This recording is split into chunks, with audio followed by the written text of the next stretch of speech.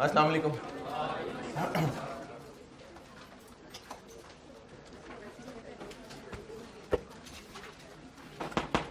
दुरूद शरीफ पढ़ लो।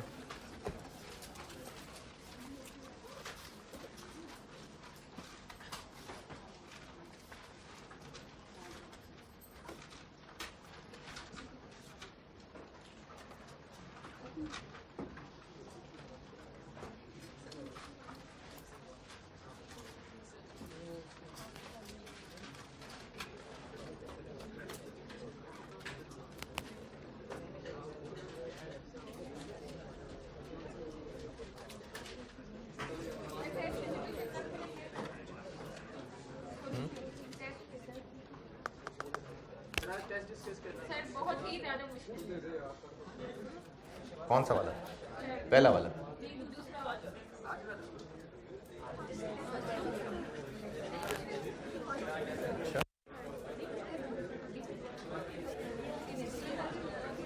पहले वाले में है कुछ डिस्कस करने वाला, तो इसीलिए मैंने उसको लिफ्ट नहीं कराई। दूसरा वाला तो आज हुआ है ना, तो वो वापस मिल जाए, इसके बाद करूंगा डिस्कस। हाँ जी करूंगा हैं।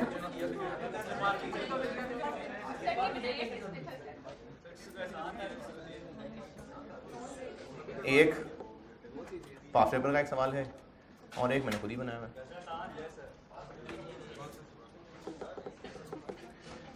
नहीं, आप लोग टेस्ट दे लें, उसके बाद फिर ये अगले वीक में जब मार्क होके मिलेगा तो जरूर। मैंने टेस्ट वक्त तो इसके डिस्कस नहीं किया, वो तो मुझे कुछ लगा नहीं उसमें डिस्कस करने वाला, लेकिन वो पेपर मार्क करने वाले की गलती है। वो पीरियोडिक से भी करें तो उसके नंबर मिलने चाहिए। जी जी बिल्कुल, वो मुझे किसी बच्चे ने कहा था, मैंने कहा था टीए को कहो जाके एफ को परपेचुअल से करना था, क्योंकि उसमें लिखा हुआ था कि updated hour after every transaction. F को परपेचुअल से ही करना था। 5 ऑफ बेशक पीरियोडिक से करें बेशक परपेचुअल से करें, दोनों ठीक है। तो वो उसकी मार्किंग में गलती है, आप टीए को बताइए जाके, वो मार्क ठीक करके देगा। उसमें क्या है एतराज? नहीं, मार्किंग में एतराज हो तो आप बिल्कुल टीए के पास जाए ना, उसको कहें नंबर किस चीज़ के कटने बताएं, समझाए। समझ गए मुझे? हाँ, तो उसको किसने रोका क्लास में बैठने से?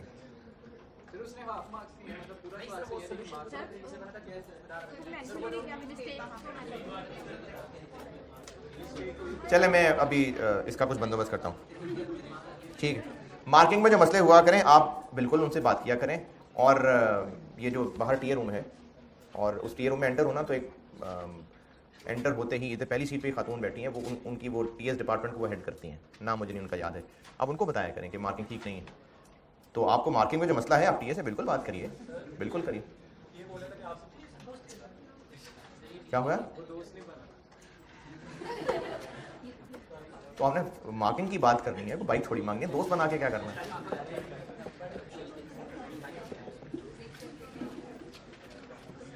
अच्छा चलें, आप जो इश्यूज मार्किंग में आए वो मुझे बताते रहिए, ठीक है। मुझे ये बात पहुंच गई कि फॉर्मेट उसको नहीं समझ आया, या और बताइए, मैं देखता हूँ उसका मसला। हाँ ठीक है, हाँ बिल्कुल ठीक है। अच्छा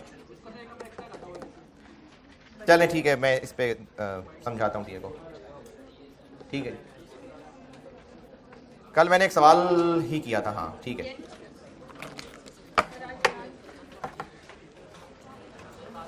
जी।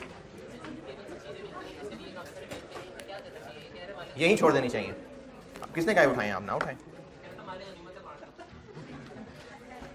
ये मालिक गनीमत बिल्कुल नहीं है। ये जो आप लोगों को इधर टेबल से कोई पेन कोई कैलकुलेटर मिल जाए ना, तो वो आपका हक नहीं है उस पर। हाँ, या तो आप ये जिम्मेदारी उठाएं, जिम्मेदारी कि अगले दिन 2 दिन बाद 3 दिन बाद 4 दिन बाद मालिक को ढूंढते रहें, फिर तो उठाएं, वरना वहीं छोड़ दें। हैं?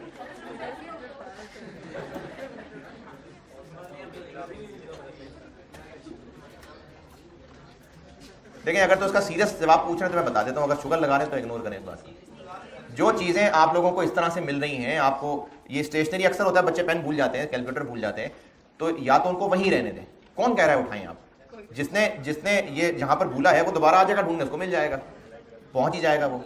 और अगर आप उठा लेते हैं, आपने चलो इस्तेमाल करना शुरू कर दिया, तो ये आपका हक नहीं है इसके ऊपर, ये आपकी चीज़ नहीं है।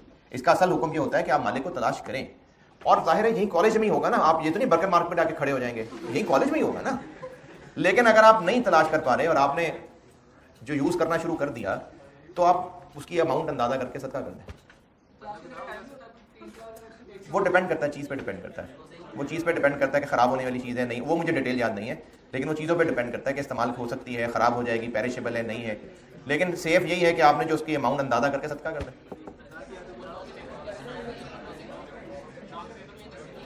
क्या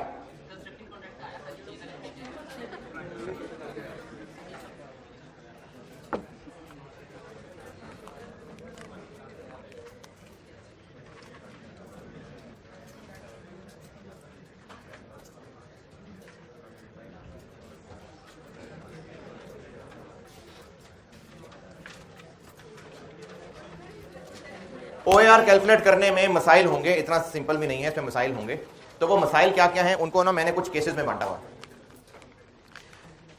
कोशिश यही चलाऊंगा कि आपको सारी कॉस्ट के जो भी लेक्चर नोट्स बनवा रहा हूँ वो स्ट्रक्चर्ड हो, आपको पता उस चैप्टर में क्या क्या है, जितना भी स्ट्रक्चर्ड रख सका। तो मैं OAR की कैलकुलेशन में जो जो मसाइल आते हैं उनको मैं कुछ केसेस में बांट के पढ़ा रहा हूँ।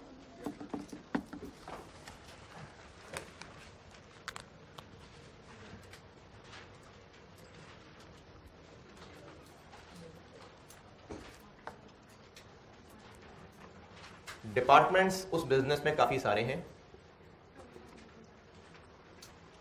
उस बिजनेस की फैक्ट्री में डिपार्टमेंट्स काफी सारे हैं, लेकिन वो बिजनेस प्रोडक्ट एक ही बनाता है। ये मैंने इसकी पहचान बनाई है। पढ़ने हम लगे हैं OAR की कैलकुलेशन में क्या क्या मुश्किलें आती हैं, उसको उन सारी मुश्किलों को मैंने कुछ हिस्सों में बांट दिया। एक केस मैंने बना दिया कि उस फैक्ट्री में मल्टीपल डिपार्टमेंट्स हैं, प्रोडक्ट एक है।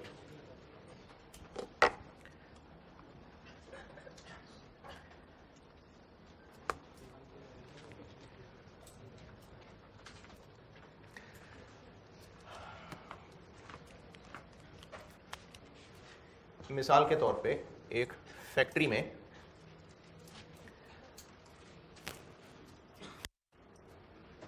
एक बिजनेस होगा जो अच्छा, यहां पर जो मैं डिपार्टमेंट बनाऊंगा ना मेरी कोई फैक्ट्री है ना आपकी फैक्ट्री है, हम में से किसी को नहीं पता कि प्रोसीजर क्या है, तो बस जो बना रहा हूं बस समझने के लिए ठीक है। एक बिजनेस है जो चमड़ा खरीद के उससे फिर आगे जैकेट्स बनाता होगा, उसकी फैक्ट्री में चमड़ा यानी रॉ मटेरियल जब इन होगा तो कटिंग होती होगी, क्योंकि अगर जैकेट सीनी है तो ये जो लेदर होगा ये तो शीट्स की शक्ल में होगा। एक डिपार्टमेंट होगा जहां पे उसके हिसाब से ही मशीन लगी होंगी, उसको कह लेते हैं कटिंग डिपार्टमेंट। इस डिपार्टमेंट में चमड़ा इन हुआ, उसकी फिर कटिंग हुई साइजेस के एतबार से, फिर आगे क्या होना चाहिए, स्टिच कर लेते हैं, बिल्कुल ठीक है, इसकी स्टिचिंग कर लेते हैं। हो सकता है और भी कोई होते हों, लेकिन हम कौन सी फैक्ट्री चला रहे हैं बस अंडरस्टैंडिंग के लिए बना लेते हैं। स्टिचिंग डिपार्टमेंट हो गया। उसके बाद फिर जो उसमें लवाजमात बाकी लगने हैं उसको ऐसा करते हैं फिनिशिंग कह देते हैं, फिनिशिंग डिपार्टमेंट कह लेते हैं, जिसमें इनकी जेब बटन लग जाएंगे, फिर उसके अलावा इसकी पॉलिश होगी वो हो जाएगी, और फिर अब ये चीज़ें फाइनल जो जैकेट है प्रोडक्ट वो बन गया। इस फैक्ट्री में रॉ मटेरियल से फिनिश गुड्स तक पहुंचने में मुख्तलिफ डिपार्टमेंट से होके गुजरा है लेदर। इसमें तरह तरह की मशीनरीज होंगी, मुख्तलिफ डिपार्टमेंट्स हैं। ये बात समझ आती है कि डिपार्टमेंट्स क्यों, एक जैसा काम करना होता है ना, तो उसी तरह के स्पेशलाइज लोग होने चाहिए, उसकी स्पेशलाइज मशीन होनी चाहिए, इसलिए उनके अलग फंक्शन अलग डिपार्टमेंट्स बना देते हैं। इसके अलावा भी फैक्ट्री में और डिपार्टमेंट्स होंगे। मिसाल के तौर पे एक डिपार्टमेंट होगा मेंटेनेंस का,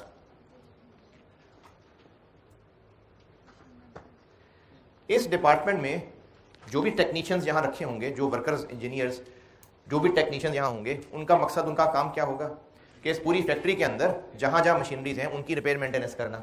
यानी ये डिपार्टमेंट इन सबको सपोर्ट दे रहा है।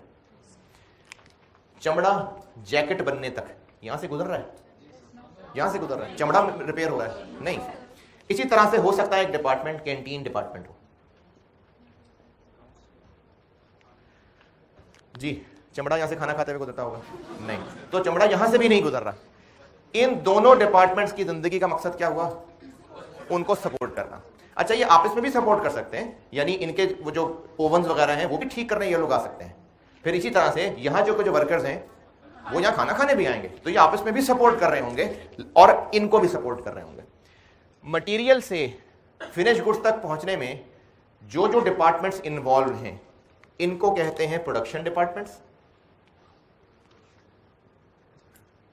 जिनको मैं प्यार से पीडी कहा करूंगा। और ये जो नहीं प्यार से, और ये जो बाकी दोनों डिपार्टमेंट्स हैं इनकी जिंदगी का मकसद है ये ऊपर वालों को आपस में भी और उनको सपोर्ट कर रहे होते हैं। इनको सपोर्टिंग की बजाय ज्यादा वर्ड सर्विस यूज होता है, और इसको क्या कह लें प्यार से, एसडी। एसडी तो पीडीज हैं और एसडीज हैं। मैंने पढ़ाना ये शुरू किया है कि ओआर कैलकुलेट करने के लिए ओआर का formula total budgeted overhead, total budgeted base. OR calculate क्यों हो रही है, साल के शुरू में कैलकुलेट किया जा रहा है, इसको फिर हम यूज करेंगे प्रोडक्ट की पर यूनिट कॉस्ट निकालने के लिए, बाकी प्रोजेक्शंस के लिए भी। तो किसी ना किसी बेस के साथ लिंक करके हम ओवरहेड्स को जोड़ के एक रेट बना रही है ओआर है। अब उस ओआर की कैलकुलेशन में क्या क्या मुश्किलें आएंगी वो पढ़ानी शुरू की हैं। पहला सिनेरियो मैंने बनाया है कि इस बिजनेस के अंदर मल्टीपल डिपार्टमेंट्स हैं लेकिन प्रोडक्ट एक ही बन रहा है, और उन डिपार्टमेंट्स को मैंने दो कैटेगरीज में बांटा है, पीडीज और एसडीज। और जो प्रोडक्ट जिस प्रोसेस से गुजर के बन रहा है उसमें जो डिपार्टमेंट्स इस्तेमाल हो रहे हैं वो प्रोडक्शन डिपार्टमेंट्स हैं, और जो बाकी सपोर्ट के लिए डिपार्टमेंट्स हैं वो सर्विस डिपार्टमेंट्स हैं।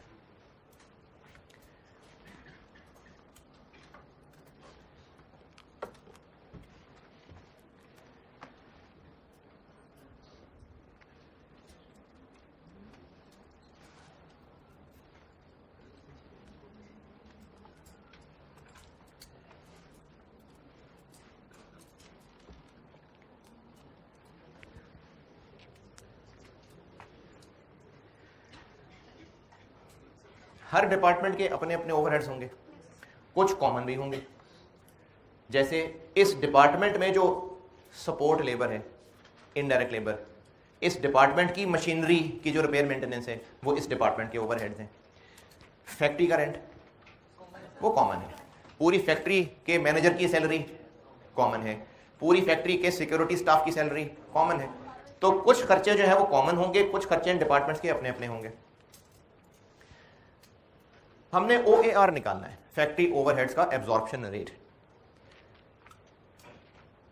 आप बिजनेस ओनर के पॉइंट ऑफ व्यू से सोच के देखिए, ज्यादा बेहतर क्या है, पूरी फैक्ट्री का सब कंबाइन करके एक ही OAR हो तो ये ज्यादा मीनिंगफुल होगा, या हर पीडी का अलग अलग OAR तो ज्यादा मीनिंगफुल होगा? हर पीडी का, ताकि बिजनेस को पता तो चले कि किस डिपार्टमेंट में कितने खर्चे हैं। तो इसलिए जब मल्टीपल डिपार्टमेंट्स हो तो बेहतर यह होता है कि हर पीडी का अलग अलग OAR निकलता है।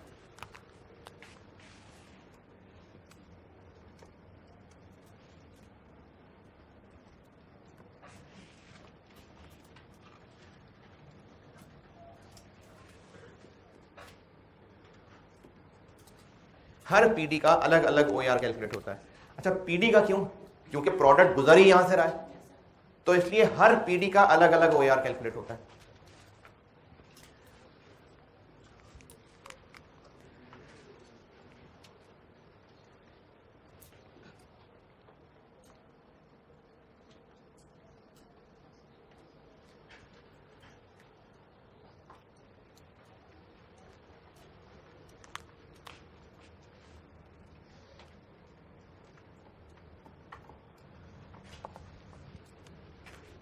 लेकिन वो कैलकुलेट करें कैसे वो बताता हूं।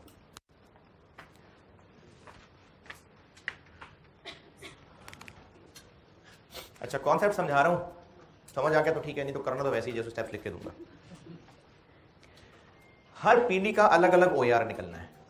अच्छा, हर पीडी का, इस मिसाल में 3 पीडीज हैं, हर पीडी का अलग अलग OAR निकलने का मतलब है कि हर पीडी के लिए वो फार्मूला अलग अलग लगेगा, total budgeted FOH divided by total budgeted base. तो हो सकता है कि इसके OAR की बेस लेबर आवर्स हो, इसकी मशीन आवर्स हो, इसकी लेबर कॉस्ट हो सकता है, क्योंकि हर एक का अलग अलग कैलकुलेट होना है। तो अलग अलग कैलकुलेट होने का मतलब यही है कि फिर उसके हिसाब से वो अपनी अपनी बेस हो सकती है।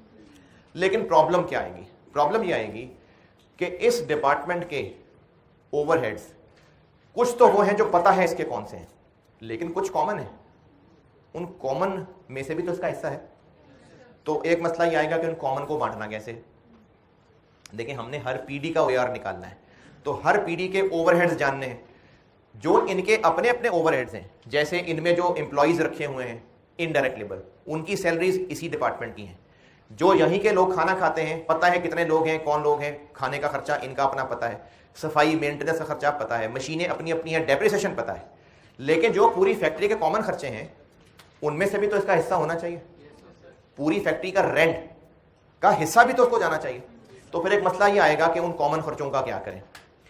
दूसरा मसला ये आएगा कि OAR हम प्रोडक्ट की कॉस्ट में शामिल ही क्यों कर रहे होते हैं। कल जो कहानी सुनाई थी सारी वो फैमिली मेंबर्स वाली भी, और क्योंकि कमा के उन्होंने देना है ना, तो प्रोडक्ट ने कमा के देना है, तो सारी फैक्ट्री के खर्चे उन्होंने कमा के देने या सिर्फ पीडीज के, सारी फैक्ट्री के। तो पीडी का तो OAR निकाल लेंगे, तो बेचारे एसडीज का क्या होगा, इनका भी कोई हल होना चाहिए।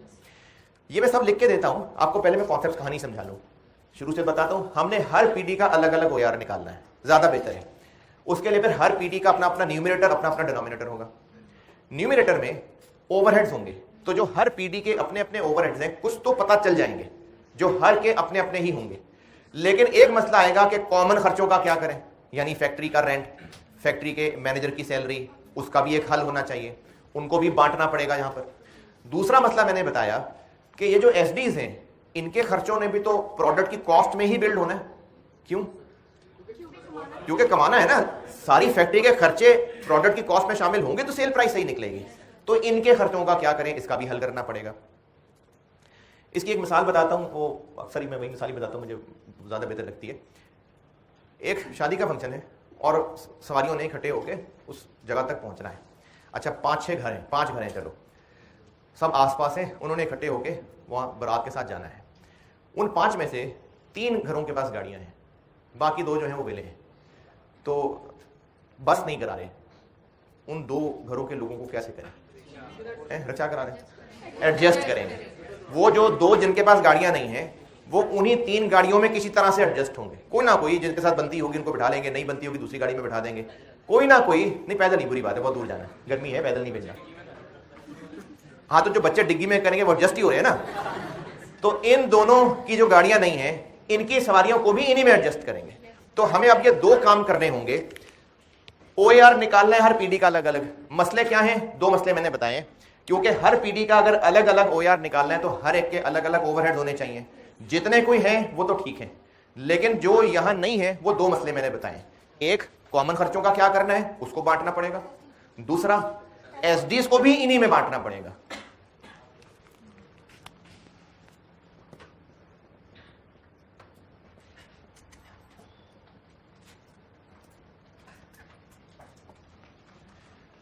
तो इसके लिए एक टेबुलर वर्किंग बनती है, अभी एक सवाल के साथ सिखाऊंगा। एक टेबुलर वर्किंग बनती है, और उस टेबुलर वर्किंग में क्या होता है, खर्चों की अपॉर्शनमेंट होती है, मतलब बांटे जाते हैं।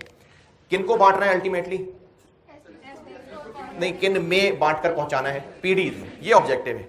तो वो जो बांटना है, मसला क्या था, इनके अपने अपने तो ओवरहेड्स थे। 2 मसले थे, कॉमन खर्चे थे और एसडी थे। कॉमन खर्चों को भी बांटना है और एसडीज की सवारियों को भी इन्हीं गाड़ियों में एडजस्ट करना है। तो इसी तरह से अपॉर्शनमेंट भी फिर 2 लेवल पे होती है। एक अपॉर्शनमेंट होती है, इसी में आगे 2 हिस्से कर रहा हूं। एक ओवरहेड्स को, हाँ जी ओवरहेड्स को, हम लोग OAR पढ़ रहे हैं ना, कैसे डिवाइड करें। हाँ तो वो तीनों में बराबर बराबर बांट दिया, लेकिन ये जरूरी नहीं फेयर हो। बराबर बांटना फेयर नहीं होगा ना। यहां हो सकता है ज्यादा लोग हो और होते भी सब डंगरों की तरह खाते हो, तो इनको खर्चा ज्यादा बंटना चाहिए। यहां होंगी सिर्फ 2 लोग, तो बराबर बांटना फेयर नहीं है। तो यही सीखना है कि कैसे बांटना है। OAR कैलकुलेट होगा हर पीडी के लिए फॉलोइंग स्टेप्स में। और ये काम जो मैं अंग्रेजी यहां लिख रहा हूं ना, ये मैं लिख तो रहा हूं, ज्यादा फोकस इस बात पे होगा कि टेबल बनाना कैसे। वो जो टेबल बनाना है वो मैं अंग्रेजी में लिख रहा हूं, तो अगर आपको अंग्रेजी बहुत ज्यादा ना भी समझ आए, लिख तो फिर भी देता हूं, सवाल करूंगा तो उससे फिर बात समझा सकूंगा। तो जब हम OAR कैलकुलेट करेंगे तो हम 2 काम करेंगे। पहले हमने अपॉर्शनमेंट और एलोकेशन करनी है, वो भी 2 लेवल्स की है। एक कहलाती है प्राइमरी अपॉर्शनमेंट। इसमें क्या होगा, इसमें यह होगा कि सारे के सारे कॉमन खर्चे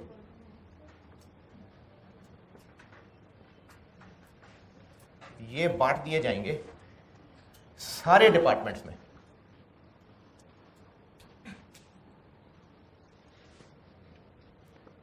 all PDs and SDs. Factory का रेंट सिर्फ इनको बंटना चाहिए? नहीं, इनको भी बंटना चाहिए। तो पहले कुछ कॉमन खर्चे सारे पीडीज और एसडीज को बंटेंगे, और ये जो बांटना होगा यही इस चैप्टर में हमने प्रैक्टिस करना है कि किस फेयर बेसिस पे बांटना होगा।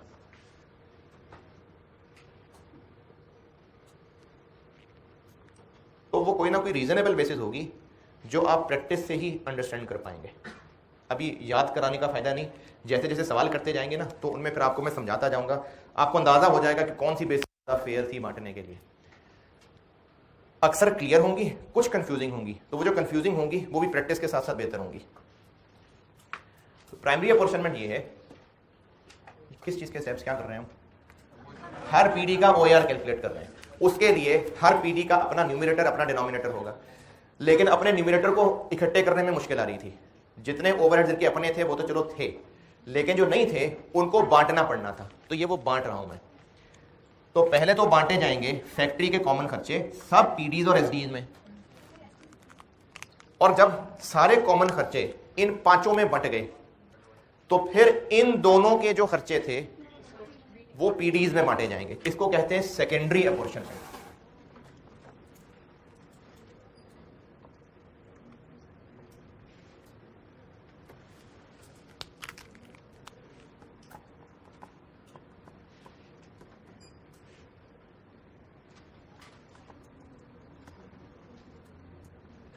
अब इनकी सारी सवारियां पीडीज की गाड़ियों में एडजस्ट करेंगे।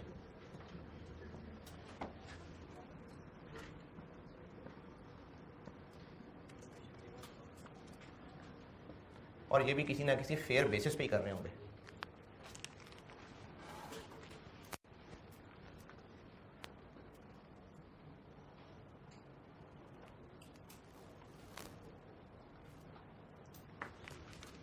और अब जब सारा न्यूमरेटर अलग अलग हो गया तो अब हर एक पे अलग अलग फार्मूला लग जाएगा।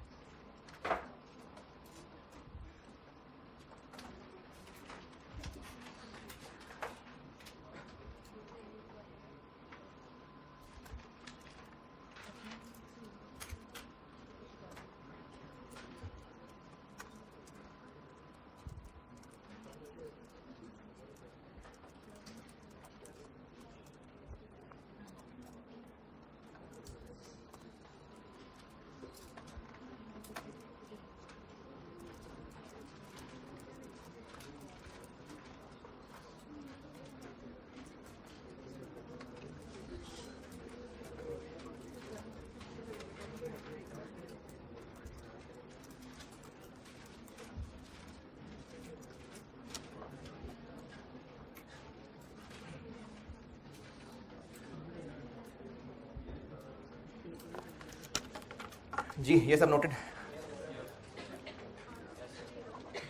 हटा दो, सैर करा दो यार बोर्ड की सारी।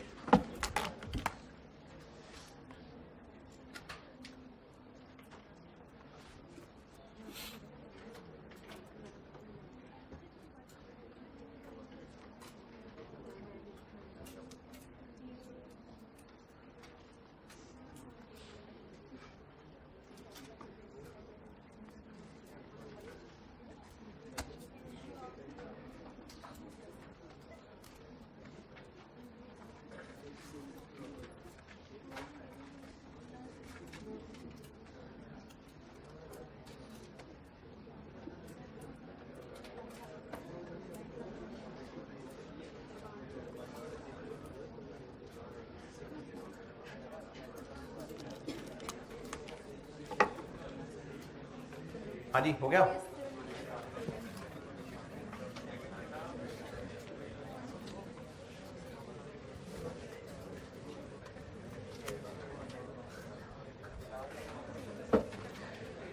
अच्छा, केस तो मैंने ये 1 ही बनाया हुआ है। अब आगे ना मजीद सेकेंडरी अपोर्शनमेंट के और मसाइल हैं, तो मैं इसको आगे फिर मजीद सब केसेस में बांटने लगा। तो अब इसको कह देता हूं मैं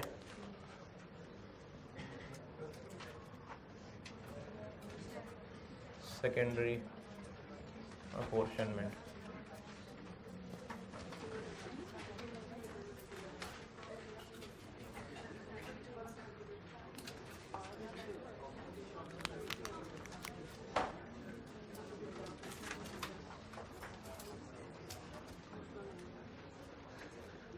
SDs provide support to PDs only.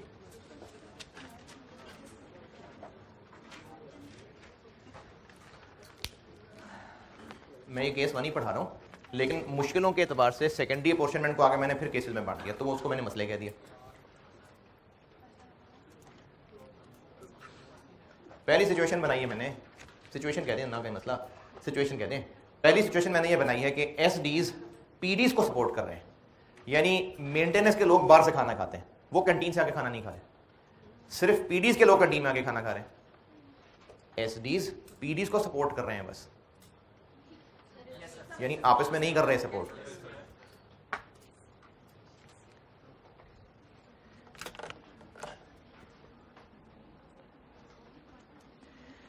इस मसले में क्या करेंगे, सवाल से सिखाता हूं।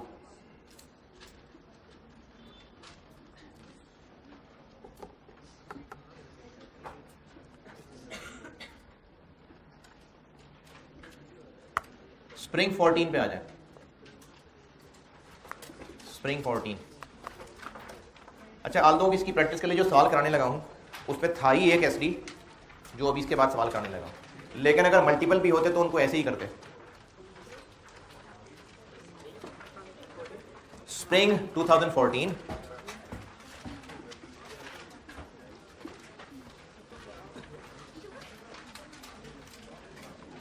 और इसमें है क्वेश्चन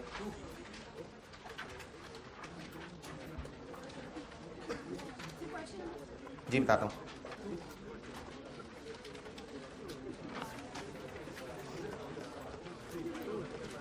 हाँ जी, क्वेश्चन नंबर 2, अल्फा लिमिटेड।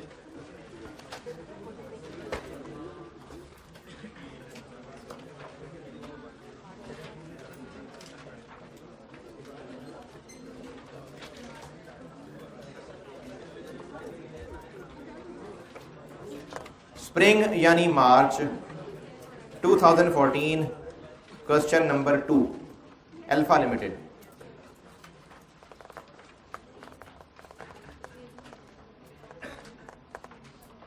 पहुंच गए तो पढ़ लें।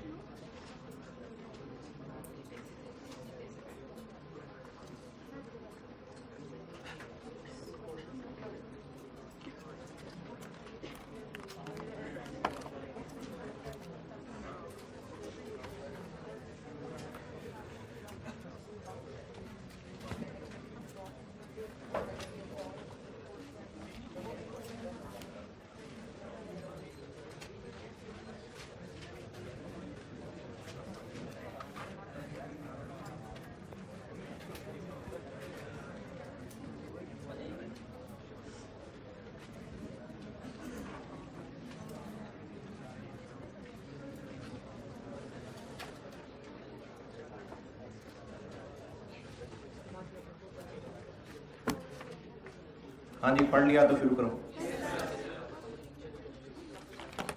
अल्फा लिमिटेड का बजट 2014 का आपको अवेलेबल है। The cost and related data for the year ending 31 December 14 have been estimated as follows. तो इस टेबल के अंदर सारी चीज़ें एस्टिमेट्स हैं। डिपार्टमेंट्स दिए हुए हैं, मशीनिंग डिपार्टमेंट है, असेंबली डिपार्टमेंट है, फिनिशिंग डिपार्टमेंट है, मेंटेनेंस डिपार्टमेंट है और टोटल डिपार्टमेंट है। और ये सारे इनके खर्चे दिए हुए हैं। कुछ खर्चे अलग अलग बांट के दिए हुए हैं और कुछ खर्चे सिर्फ टोटल वाले कॉलम में लिखे हुए हैं, ये वो कॉमन वाले होंगे। अदर डाटा, ये क्या चीज़ें हैं? इनमें से कोई ना कोई चीज़ें बेस बना के, बुनियाद बना के तो कॉमन खर्चे बांटने होंगे। ये उसके लिए रेलिवेंट इन्फॉर्मेशन है। हो सकता है कि कोई खर्चा हम एरिया की बेस पे बांट रहे हों, कोई खर्चा जो है हम लोग बुक वैल्यू की बेस पे बांट रहे हों। तो ये मुख्तलिफ डाटा दिया हुआ है, ये हम काम करेंगे, इनको बुनियाद बना के इनकी बेस पे हम लोग खर्चों को बांटेंगे। लास्ट पैराग्राफ मेंटेनेंस डिपार्टमेंट की कार्रवाई बताई हुई है कि मेंटेनेंस डिपार्टमेंट कर क्या रहा है। ठीक है जी, इसका भी काम कर लेंगे बाद में। Required calculate appropriate overhead absorption rate यानी OAR, मशीनिंग का, असेंबली का और फिनिशिंग का। मेंटेनेंस का क्यों नहीं कहा उसने? क्योंकि वो SD है। तो ये 3 PDs हैं और इन तीनों PDs के हमने OAR निकालने हैं। ये है सवाल की अप्रोच। किसी को सवाल पढ़ के ये बात ना समझ आई हो कि हमने क्या करना है तो बताएं। तीनों डिपार्टमेंट्स के OAR निकालने हैं, ठीक है। इसके लिए ना एक टेबुलर वर्किंग करनी होती है और उस टेबल में आप लोग जो कॉलम बनाएंगे उनकी तादाद समझ लें। जितने डिपार्टमेंट्स हैं +3, जितने डिपार्टमेंट हैं +3, इतने कॉलम बनाएंगे हम। कितने डिपार्टमेंट हैं? 4 है ना भाई, मेंटेनेंस भी डिपार्टमेंट तो है ना भाई। तो 4 और 3 7 कॉलम बनाने लगा। Question number 2 spring 14।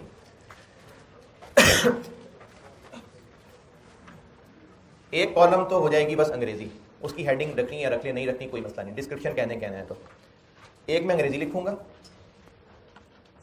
एक में लिखूंगा मैं बेसिस। अच्छा, बांटने की बेसिस कि किस बेस पे खर्चों को बांटना है। अंग्रेजी खर्चा लिखूंगा, एक कॉलम हो गया, एक में बेसिस लिखूंगा, एक टोटल, ये 3 हो गए और आगे सारे डिपार्टमेंट्स क्या क्या है? मशीनिंग है, असेंबली है, फिनिशिंग है और मेंटेनेंस है। और ये सारे ये अमाउंट्स हैं। तो रुपीस क्या 1000, आपको 1000 में दिया है, आप भी 1000 में कर लें। रुपीस होते रुपीस कर लें, मिलियन होते मिलियन कर लें। तो ये 7 कॉलम बन गए। जितने डिपार्टमेंट्स हैं उससे पहले मैंने 3 बना लिए। एक में अंग्रेजी लिखूंगा, एक बेसिस का कॉलम, एक टोटल का कॉलम और आगे ये सारे डिपार्टमेंट्स। अच्छा, इस टेबल का काम क्या होगा? सारा काम इस टेबल का ही होगा। पहले बांटेंगे खर्चे, तो उस सारे बांटने के बाद अब एंड रिजल्ट ये निकलेगा, बिल्कुल एंड रिजल्ट, कि सारे ओवरहेड्स इन 3 कॉलम्स में सिमटाएंगे और फिर वो बन गए न्यूमरेटर। फिर वहां से आगे OAR निकाल लेंगे। तो ये सारा काम हमारे इस टेबल में हुआ करेगा। तो अब हम करते हैं ओवरहेड्स। अच्छा, कुछ ओवरहेड्स ऐसे होंगे जो आपको ऑलरेडी बांट के दिए हुए हैं, तो उनका क्या करें? एज इट इज लिख लें। जैसे सबसे पहले डायरेक्ट वेजेस, शर्म नहीं आ रही इसको ओवरहेड कहते हुए? डायरेक्ट वेजेस है, ओवरहेड नहीं है। तो डायरेक्ट वेजेस ओवरहेड नहीं है। इनडायरेक्ट वेजेस, इनडायरेक्ट वेजेस ये गिवन है, ये गिवन है। मशीनिंग में 46, असेंबली 27, फिनिशिंग में 36, मेंटेनेंस में 137, 246। डायरेक्ट वेजेस क्यों नहीं लिखी? तो डायरेक्ट लेबर है ना, हम तो एफर्ट्स की बात कर रहे हैं। इसी तरह डायरेक्ट मटेरियल, ये तो डायरेक्ट मटेरियल है। इनडायरेक्ट मटेरियल FOH है।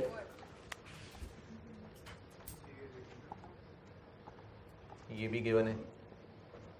मशीनिंग में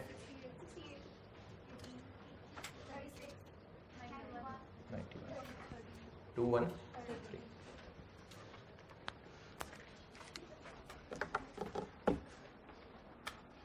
चलिए यहां तक पहुंचे, फिर आगे कॉमन खर्चे शुरू हो गए।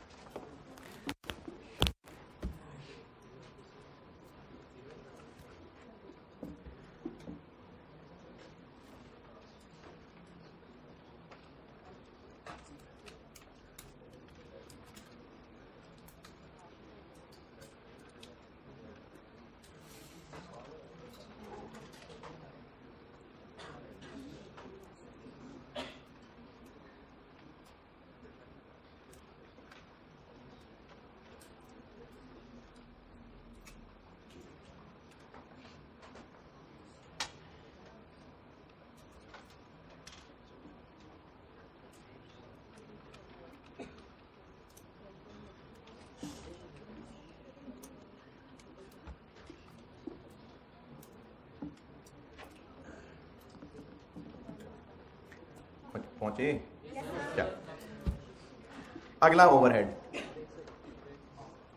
पावर, ये मैंने पहले डिस्कस किया है पावर। जब आपको लिखा मिलेगा ना इलेक्ट्रिसिटी का वर्ड, तो वो होती है नॉर्मल बिजली, जो 200 सवा 200 वोल्ट वाली होती है, जो पंखे लाइटों के लिए होती है। पावर का वर्ड इस्तेमाल होता है बहुत हैवी बिजली के लिए, ये हजारों वोल्ट में होती है और ये हैवी मशीनरी इस्तेमाल करती है। तो है ये बिजली, लेकिन ये हैवी मशीनरी है पावर। अच्छा, अब ये है कॉमन, यानी सब की है।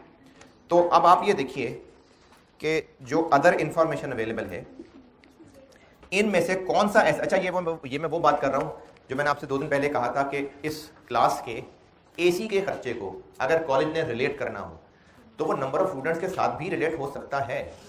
क्यों हो सकता है? क्योंकि स्टूडेंट ज्यादा होंगे तो फिर एसी ज्यादा देर चलता रहेगा, वरना फिर जल्दी कूलिंग करके ट्रिप कर जाएगा। तो स्टूडेंट्स के साथ भी वो लिंक है, टॉपिक्स के साथ भी लिंक है नहीं? हाँ, कुछ टॉपिक्स ऐसे होते हैं जिनमें फिर गर्मी चढ़ी होती है, बहुत टेंशन वाले टॉपिक होते हैं। वो ऐसे टॉपिक्स होंगे आपकी जिंदगी में, आप किसी सब्जेक्ट में, उसमें गर्मी निकलनी शुरू होती है, परेशानी शुरू हो जाती है, ब्लड प्रेशर तेज हो जाता है, तो ओवरऑल गर्मी बढ़ेगी, फिर ऐसी चलेगा। तो ताल्लुक तो टॉपिक्स के साथ भी हो गया और आर्ट्स के साथ, तो सबसे बेहतर ताल्लुक आर्ट्स के साथ है। इसी तरह से हमने अब इन खर्चों को बांटना है। अच्छा, अभी OAR नहीं निकल रहा, अभी इस वक्त क्या कर रहे हैं, खर्चों को हम डिपार्टमेंट में बांट रहे हैं। अभी पावर में यानी हैवी बिजली, अदर डाटा को देख के ये फैसला करते हैं कि ज्यादा बेहतर ताल्लुक इसका किससे बन रहा है, मशीन आर्ट्स। अच्छा, बाकियों को भी मैं रिजेक्ट करता हूं। Direct labour arts, direct labour arts का मतलब होता है कि जो वर्कर्स हैं वो कितनी देर काम कर रहे हैं। अच्छा, इसमें भी ना ये बात अभी समझिए, अगर रोज के वर्किंग आवर्स 8 हैं और एक वक्त में 100 मजदूर प्रोडक्शन में इन्वॉल्व है, काम कर रहे हैं, तो डायरेक्ट लेबर आवर्स 800 कहलाएंगे। डायरेक्ट लेबर आवर्स का मतलब होता है कि हमने कितने टोटल घंटे वर्कर से काम लिया जिसके पैसे भी देने, तो 8 घंटों के पैसे कॉस्ट पड़ेगी कंपनी को, 800 घंटों का, लेकिन दिन में तो 8 घंटे थे। तो ये इस एतबार से है कि चूंकि 100 लोग हैं तो 800 घंटों की पेमेंट करनी पड़ रही होगी ना। तो डायरेक्ट लेबर आवर्स से मुराद घड़ी के घंटे नहीं होते सिर्फ, इनटू नंबर ऑफ वर्कर्स, ये मुराद होती है डायरेक्ट लेबर आवर्स से। डायरेक्ट लेबर आवर्स ज्यादा होंगे, जरूरी नहीं है कि घड़ी के मुताबिक ज्यादा देर लगी हो, नंबर ऑफ वर्कर्स भी ज्यादा होने की वजह से हो सकता है। तो डायरेक्ट लेबर आवर्स इसको कहते हैं। डायरेक्ट लेबर आवर्स मल्टीपल है नंबर ऑफ वर्कर्स और एक बंदा कितनी देर काम कर रहा है, ये होते हैं डायरेक्ट लेबर आवर्स। मशीनों की बिजली का डायरेक्ट लेबर आवर्स से ताल्लुक है या नहीं?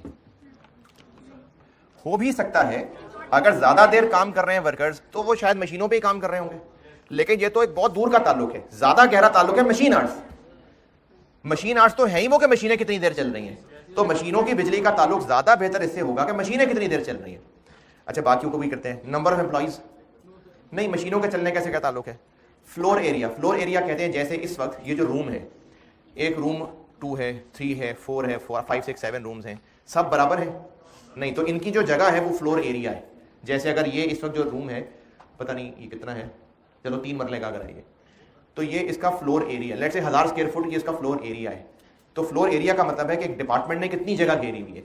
तो ये जो डिपार्टमेंट्स थे, आप इसको इमेजिन करें ना, ये बिल्डिंग है, फैक्ट्री बिल्डिंग है, ये जो क्लास रूम्स हैं ये मुख्तलिफ डिपार्टमेंट्स हैं, तो किस डिपार्टमेंट ने कितनी जगह घेरी हुई है, ये फ्लोर एरिया में वो लिखा हुआ है आगे।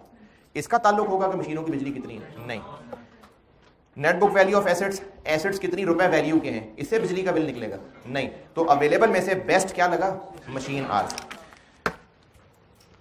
पावर, और इसको हम बांटने का जरिया बता रहे हैं पेपर मार्कर को कि हम इसको मशीन आवर्स की रेशियोज में बांटने लगे। और टोटल कितना है जो बांट रहे हैं? 465। अच्छा, अब देखिए, आप से इतनी नॉलेज मैं जरूर एक्सपेक्ट करता हूं कि इस 465 को मशीन आवर्स की रेशो में बांटना है, रेशो में, यानी 465 डिवाइडेड बाय 45,000 ना। देखें मशीन, और ये वर्किंग दिखाने की जरूरत नहीं है, इतना एग्जामिनर आप पे भरोसा करता है कि अगर मशीन आवर्स की रेशो में ये बांट रहा है तो सही बांट रहा होगा। आप कैलकुलेट करके सीधा आंसर लिखें। और जिनको ये बात मुश्किल लग रही है उनको मैं दिखा देता हूं। 465 को हमने बांटना है 40,000, दूसरा क्या है 20,000, 2,000, 3,000, इसको इस रेशो में बांटना है। तो तरीका होता है कि इससे मल्टीप्लाई और डिवाइड इनके सम से, ऐसे बांटते हैं रेशो में। क्यों भाई? रेशो में ऐसे ही बांटते हैं। तो आपने जब ये कह दिया ना पेपर मार्कर को कि इसको हम इस रेशो में बांट रहे हैं, तो ये कैलकुलेशन दिखाने की जरूरत नहीं है, बस आप कैलकुलेट करें और आंसर लिखें। 4 1 3 21 31 पावर 465 को मशीन आवर्स की रेशो में बांट दिया। मशीन आवर्स में क्यों बांटा या कैसे बांटा? कैसे बांटा? मशीनिंग डिपार्टमेंट में मशीनें 40,000 घंटे का चलेंगी, असेंबली डिपार्टमेंट में मशीनें 2000 घंटे चलेंगी, फिनिशिंग में मशीनें 3000 घंटे चलेंगी। 4,65,000 को इस रेशो में बांटना है। किसी फिगर को रेशो में कैसे बांटते हैं? उस फिगर को पहले डिवाइड करते हैं। किससे डिवाइड करते हैं? इनके सम से, और फिर इससे इससे इससे मल्टीप्लाई करते जाते हैं।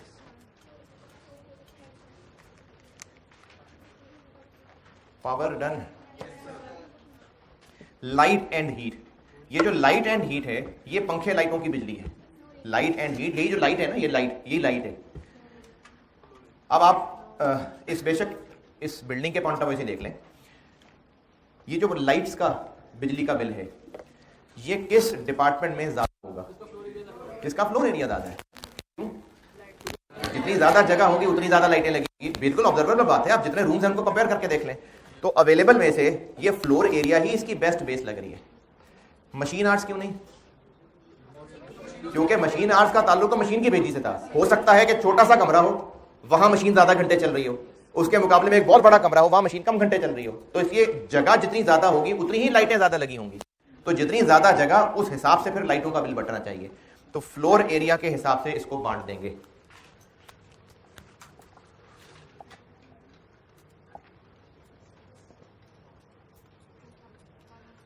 अच्छा, इसमें आप लोगों से मेरी गुजारिश ये है कि एक तो आप जागते रहिए, दूसरा मैं जो बेस बता रहा हूं कि इसको इस बेस पे बांटना है, आपने ये जरूर तसल्ली करनी है कि आपको भी वही बेस बेस्ट लग रही है या आपको कोई और बेहतर लग रही थी। तो आपको जो और बेहतर बेस लगेगी वो मुझे बताइए, मैं फिर समझाऊंगा कि उसको क्यों रिजेक्ट किया, उसको क्यों पिक किया।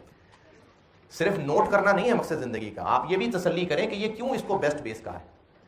तो लाइटों के बिल को फ्लोर एरिया की बेस पे बांटना, एग्रीड? कितना है टोटल खर्चा? 46। और इस 46 को रेशो में बांटना है 1400, 300, 300, इनकी रेशो में बांटना है। 23 ठीक है, खैर है, वो रुपीज इन 1000 कर रहे हैं, खैर।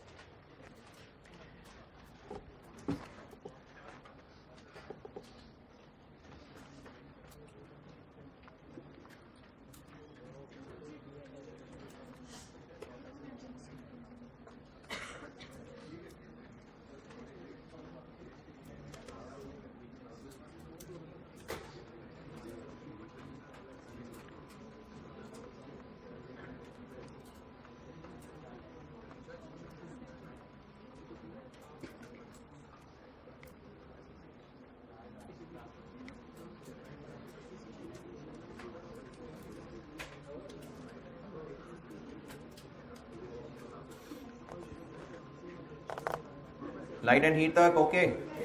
डेप्रिसिएशन, डेप्रिसिएशन का ताल्लुक इसमें से सबसे बेहतर बुक वैल्यू से होगा, क्योंकि जिस डिपार्टमेंट में ज्यादा वैल्यू के एसेट्स हैं फिर डेप्रिसिएशन भी उनकी ज्यादा हो रही होगी, है जी?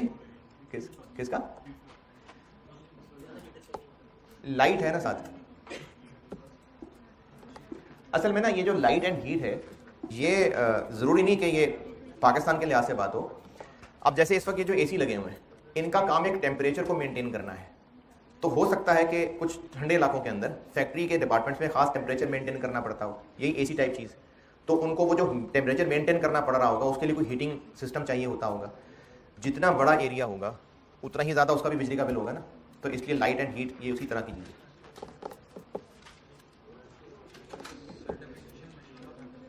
हाँ जी, डेप्रिसिएशन में एक एतराज़ ये हो सकता है कि डेप्रिसिएशन मशीन आवर्स मेथड से भी तो होती है। तो क्या सिर्फ मशीन आवर्स से ही होती है? नहीं, और से भी हो सकती है, लेकिन वैल्यू है जो डेप्रिशिएट होती है। तो वैल्यू का ताल्लुक कंफर्म है डेप्रिसिएशन से। मेथड हो सकता है आवर्स हो सकता है कोई और मेथड हो, तो इसलिए मशीन आवर्स और बुक वैल्यू में से ज्यादा बेहतर ताल्लुक बुक वैल्यू का है, इसलिए डेप्रिसिएशन को बुक वैल्यू की बेस पे बांटेंगे। जी कहां पर जी? नहीं, मैंने कहा वो 1000 है ना, राउंड किया हुआ है, तो इसलिए 9 ही कर दिया। डेप्रिसिएशन को किस रेशो में बांटे? ये नेट बुक वैल्यू 20,000, 8,000, 3,000 और 4,000 की रेशो में, नेट बुक वैल्यू की रेशो में। टोटल कितनी है? 108।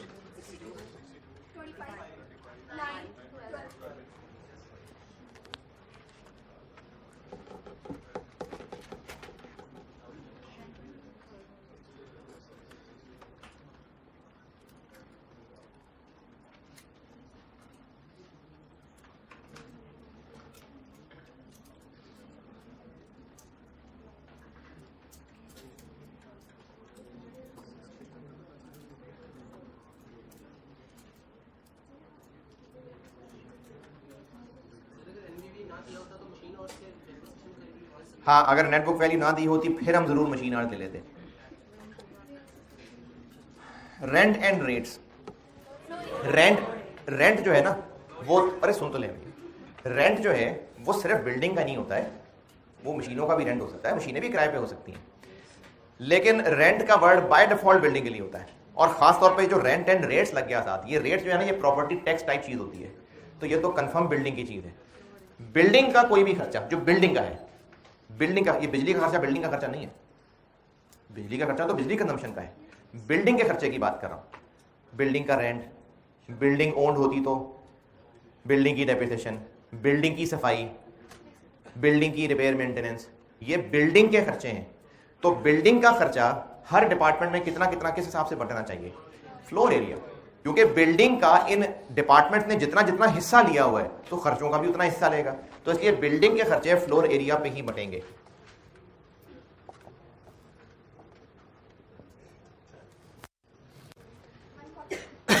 कितना टोटल? 57।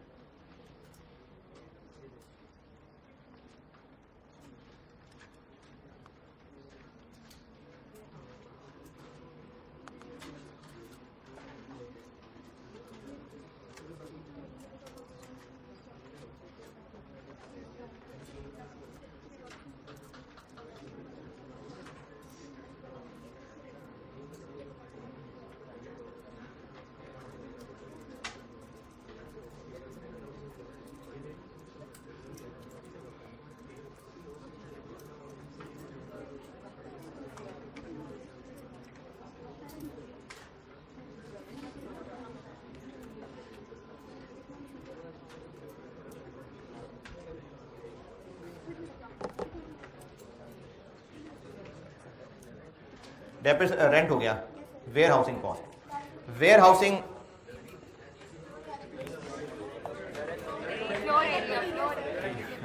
यादाश्त की बेस पे बताएं। हाँ जी, ये जो वेयर हाउसिंग कॉस्ट है ना, वेयर हाउसिंग, इस पे एक जज्बाती रिएक्शन जो होता है, स्टूडेंट सोचता है कि अच्छा ये स्टोर करने का खर्चा ये तो फ्लोर एरिया पे होगा। अगर इस बिल्डिंग के अंदर स्टोर होता तो वो एक अलग डिपार्टमेंट होता, इस बिल्डिंग के अंदर एक स्टोर होता तो स्टोर एक अलग डिपार्टमेंट होता। वेयर हाउसिंग कॉस्ट कहते हैं कि जो मटेरियल पड़ा हुआ है उसको एहतियात से संभाल के रखना, वेयर हाउसिंग स्टोरेज को कहते हैं। तो अगर इस फैक्ट्री में एक अलहदा से कोई स्टोर होता तो यकीनन वो एक स्टोर डिपार्टमेंट होता। सवाल में आप आगे देखें कि स्टोर डिपार्टमेंट भी होगा किसी ना किसी सवाल में। तो इस फैक्ट्री के अंदर तो ऐसा प्रॉपर स्टोर नहीं है। वेयर हाउसिंग कॉस्ट चीज़ों को, फिजिकल चीज़ों को स्टोर करने का खर्चा, हो सकता है कोई खास केमिकल लगा के रखना पड़ता हो सकता है वही मशीन के पास ही कबर्ड में वहाँ रख लेते हो सकता है कि किसी और पराये के फैक्ट्री में रखवा देते हों, जैसे कोई ख़ास स्टोरेज होती हैं, स्टोरेज बाकायदा बिजनेसेस हैं जो स्टोरेजेस होते हैं और वहाँ पर लोग अपना सामान स्टोर कराया करते हैं, तो उनसे वो उसके पैसे लिया करते हैं। कोल्ड स्टोरेज भी होते हैं, तो हो सकता है ये सामान हम किसी के पास स्टोर करवाते हों। क्या चीज़ स्टोर करने का खर्चा है? मटीरियल। मटीरियल स्टोर करते हैं, बंदे थोड़ी स्टोर करते होंगे, मटीरियल ही स्टोर करते होंगे ना। तो मटीरियल की स्टोरेज का खर्चा है वेयर हाउसिंग कॉस्ट। किस डिपार्टमेंट को कितना चार्ज होना चाहिए, किस बेस पे फैसला होगा कि किस डिपार्टमेंट ने ज्यादा जगह घेरी हुई है? नहीं, जिसका जितना ज्यादा मटीरियल होगा, क्योंकि वेयर हाउसिंग कॉस्ट मटीरियल को स्टोर करने की कॉस्ट है, मटीरियल को संभाल के रखने की कॉस्ट है। तो जिसका जितना ज़्यादा मटीरियल होगा उसके उतने ही ज़्यादा ये कॉस्ट आएगी। तो इसलिए इस वेयर हाउसिंग को दोनों के मुताबिक भी कर सकते हैं, डायरेक्ट इनडायरेक्ट दोनों, ये भी ठीक है। डायरेक्ट में करना है वो भी कर लें, वो भी ठीक है। ये वेयर हाउसिंग कॉस्ट वाली बात दोबारा समझें। वेयर हाउसिंग कॉस्ट का मतलब है मटेरियल को संभाल के रखने की जो कॉस्ट आएगी, उसको संभाल के रखने की कॉस्ट आएगी। हो सकता है किसी खास पैकिंग में रखना पड़ता हो, जैसे कुछ मेडिसिन होती हैं, कुछ इंजेक्शन होते हैं जिनके साथ ना वो बर्फ़ की साथ टिक्कियाँ जोड़कर उनको प्लास्टिक में लपेट, बहुत सारी दवाइयाँ हैं, उनको ना बर्फ़ के साथ पैक करके रखना पड़ता है। तो इसी तरह से कुछ मेडिसिन ऐसी होती होंगी, जैसे वो जो घरों में अम्मी ने रजाइयाँ रखी होती हैं तो उसमें वो गोलियां डाली होती है ना, तो जब सर्दी में पेटी खुलती है तो जीती स्मेल आती है, तो वो जो गोलियां रखी होती हैं तो हैं, चलो जो भी चूहे मार लें, जो मर्जी मार लें, तो जो इनको स्टोर करने के लिए जो खर्चे आ रहे हैं वो वेयर हाउसिंग कॉस्ट है?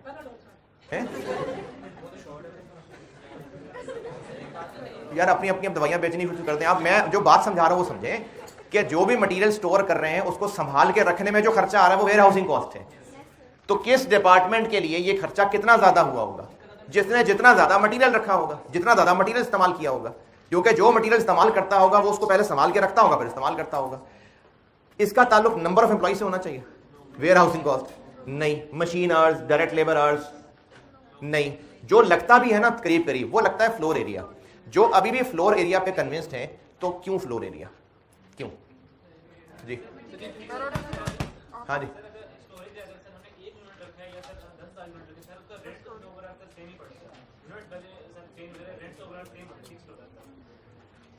अच्छा, यानी आप कह रहे हैं कि हमने कहीं पर कोई स्टोर किराए पे लिया हुआ है तो उस स्टोर का जो किराया पड़ रहा है वो फ्लोर एरिया की बेस पे बढ़ना चाहिए, ये कह रहे हो ना? चलें इसी का जवाब सुन लें। ये समझें फैक्ट्री है और ये में जितने रूम्स थे ये सब वो डिपार्टमेंट्स हैं।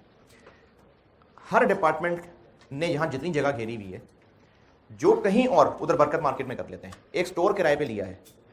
अगर इस डिपार्टमेंट 1 ने इस बिल्डिंग में 20% जगह घेरी हुई है, तो वो जो वहाँ बरकत मार्केट में स्टोर रखा होगा, इसका सामान रखने के लिए भी वहाँ 20% जगह घेरी होगी। जी बात समझे?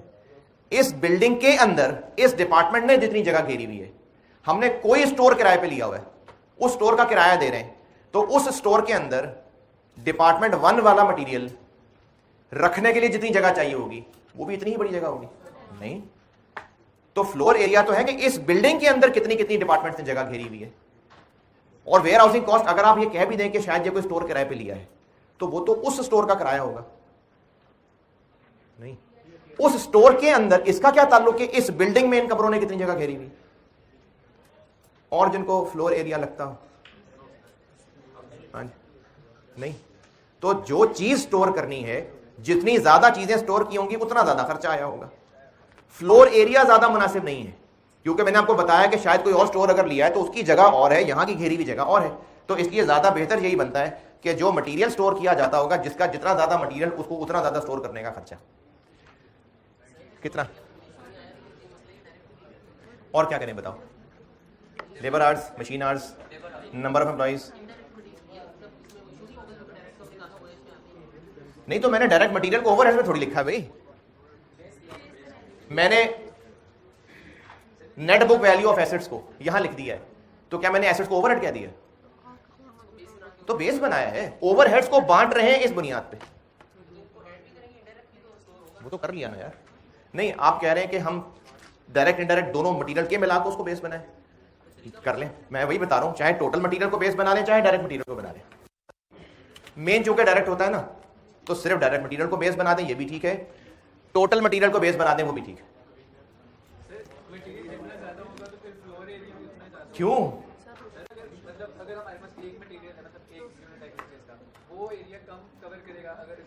यूनिट ने एरिया नहीं कवर करना होता, मशीनों ने एरिया कवर करना होता है।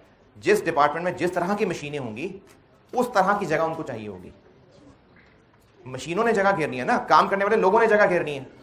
मार्केटिंग डिपार्टमेंट है, एक मार्केटिंग डिपार्टमेंट है, उसमें भी 10 लोग हैं, और एक डिपार्टमेंट है रिपेयर मेंटेनेंस का, वर्कशॉप है, उधर भी 10 लोग हैं, तो दोनों डिपार्टमेंट की बराबर जगह होगी? नहीं, मार्केटिंग वालों ने बिल्कुल अपनी कुर्सी पे बैठे बैठे फोन के ऊपर बात करनी है, लेकिन रिपेयर वालों को वर्कशॉप की भी जगह चाहिए, उनको ज्यादा स्पेस चाहिए, तो इसलिए जगह घेरी होती है मशीनों के एतबार से, तो इसलिए मटीरियल के हिसाब से ज्यादा नहीं कि जिसने मटीरियल ज्यादा इस्तेमाल किया होगा उससे ज्यादा जगह घेरी होगी, नहीं। मटीरियल कितना खर्चा है टोटल? 11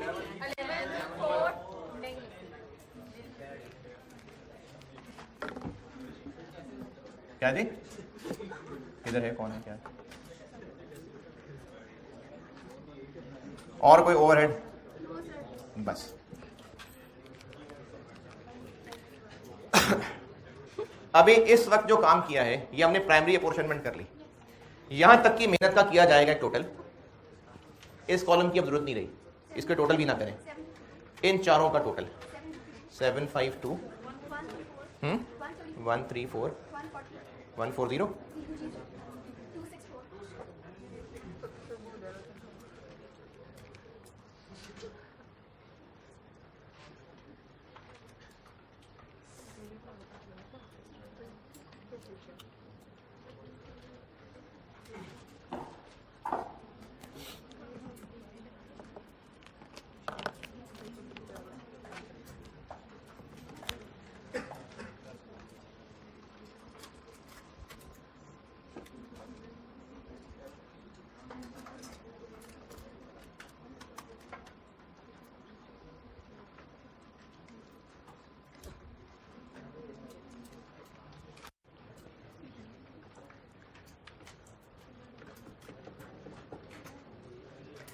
अच्छा, अब ये इस वक्त जो सारे ओवरहेड्स थे वो बंट गए हैं चारों डिपार्टमेंट्स में।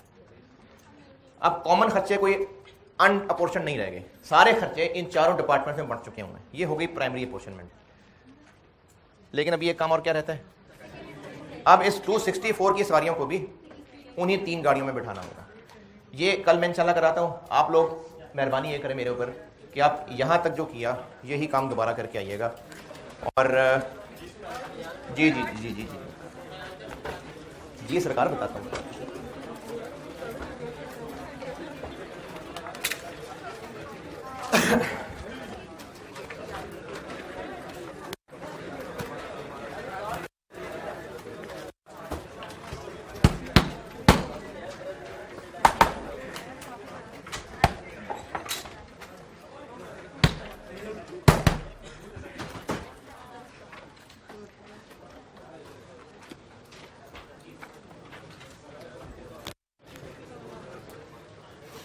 ये जो रजिस्टर बंद करना है, पेजेस पलटना है, बैग, इसका भी शोर ही होता है। तो ठहर जाए 2 मिनट, बात सुन ले मेरी। इस क्लास में तो खैर अखीर ही टाइम लग गया, कुछ लोगों की बरकतों की वजह से शायद लेट हो गया बहुत।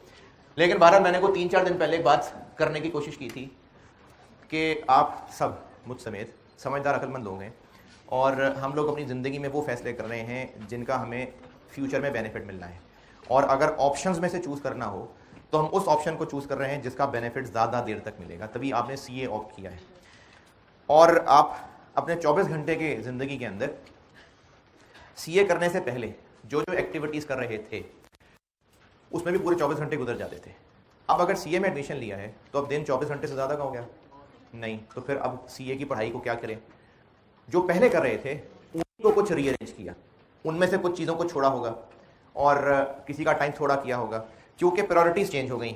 अब आपने क्या किया कि उसी 24 घंटे को कुछ ऐसे किया कि सीए की पढ़ाई को टॉप प्रायोरिटी पे ले आए। जो अच्छे पढ़ने वाले समझदार बच्चे हैं, जिनको फ़र्क नहीं पड़ रहा तो उनकी तो बात ही नहीं है।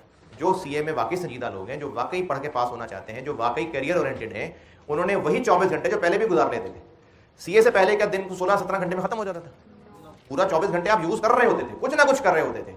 तो अब आपने क्या किया कि सीए चूंकि प्रायोरिटी बन गया तो आपने वो जो पहले काम कर रहे थे उनकी या तो कुछ चीज़ों को निकाल दिया, छोड़ दिया, या कुछ को सेकेंडरी पोर्शन में कह रहा हूँ, सेकेंडरी उसको प्रायोरिटी में ले गए। क्यों किया ऐसा? क्योंकि आपके नज़दीक ये पहले नंबर पे आ गया क्योंकि उसका फ़ायदा ज़्यादा देर मिलेगा, और जो पहले काम कर रहे थे उनको छोड़ दिया क्योंकि उनका नंबर सही बन नहीं रहा था। ये अक्लमंदी है। तो फिर इंसान की फितरत में शामिल है कि वो उस चीज़ को प्रेफर करता है जिसका फ़ायदा ज़्यादा देर तक मिलेगा, उस चीज़ पे जिसका फ़ायदा कम देर के लिए मिलेगा। ये अक्लमंदी की बात है।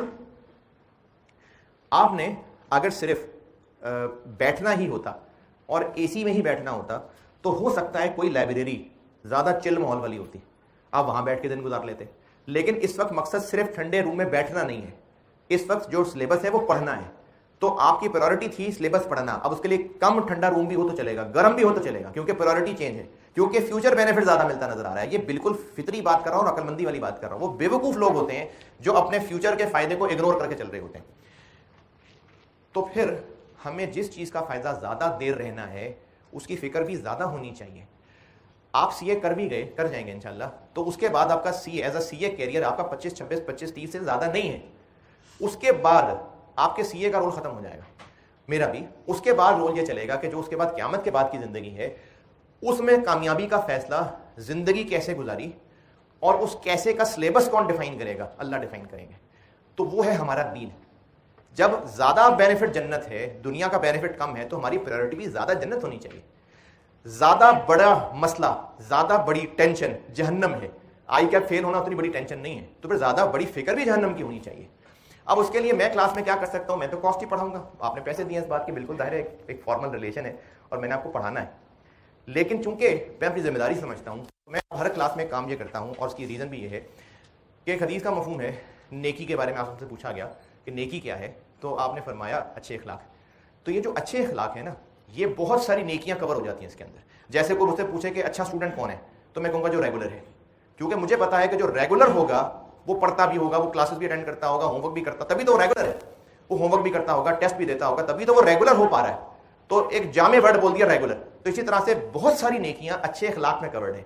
और अगर आप अपनी पास्ट सारी लाइफ को एक क्विक रिव्यू करें, तो आपकी जिंदगी में जो लोग आपको अच्छे लगे, जिनकी आप इज्जत करते हैं, चाहे वो बड़े टीचर्स हैं, चाहे वो रिश्तेदार हैं, चाहे वो कोई दोस्त हैं, चाहे वो कोई दुकानदार है, जिसने अच्छे तरीके से बात की हो, उन्हीं की इज्जत होती है। तो हमारे दीन में जो कुछ बेसिक क्राइटेरिया हैं, उनमें इखलाक बहुत अच्छी चीज़ है, बहुत इंपॉर्टेंट चीज़ है। तो मैंने अब ये पिछले 2 साल से काम ये शुरू किया था कि इखलाक से रिलेटेड काफ़ी सारी हदीस हैं इसमें, तो मैं रोज़ एक हदीस क्लास में सुनाता जाऊँ, और इस नियत इरादे से कि हज़रत मोहम्मद सल्लल्लाहु अलैहि वसल्लम जो हैं वो बेस्ट ऑफ ऑल क्रिएशंस हैं, और वो हमारे लिए रोल मॉडल हैं। वो हमारे लिए सिर्फ वाह वाह करने के लिए नहीं भेजे गए, सिर्फ ये नहीं कि वाह क्या हस्ती थे, इसलिए नहीं भेजे गए, वो इसलिए भेजे गए हैं कि हम उनको फॉलो करें। तो उनकी ज़िंदगी हमारे लिए रोल मॉडल है, बेस्ट रोल मॉडल है। तो उनकी ज़िंदगी में जो उनकी आदत थी या जो उनके फरमान थे, वो हमारी ज़िंदगी में शामिल होने शुरू हो जाएं। तो इखलाक से रिलेटेड रोज़ एक हदीस सुना के, और जितनी टूटी फूटी बात आपके लेवल के समझा सका, वो फिर मैं रोज़ उसको शामिल कर लिया करूँगा। और अभी मैं पहली जो मैं अभी बता भी चुका था, खैर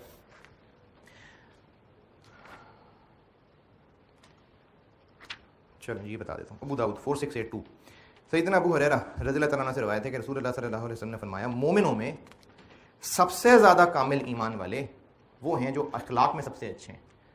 यानी स्टूडेंट्स, कोई ज़्यादा लाइक होगा, कोई कैलकुलेशन में अच्छा होगा, कोई ज़्यादा मेहनत करता होगा, किसी की राइटिंग अच्छी होगी, हर एक की अपनी अपनी क्वालिटीज़ हैं। लेकिन एक मुकम्मल स्टूडेंट वो है जो रेगुलर है। तो ये उस तरह की बात है कि मोमिनों में सबसे कामिल ईमान वाले वो हैं जो इखलाक में सबसे अच्छे हैं। तो इतनी ज़्यादा इंपॉर्टेंस है इखलाक की। कल मुलाकात होगी इंशाल्लाह।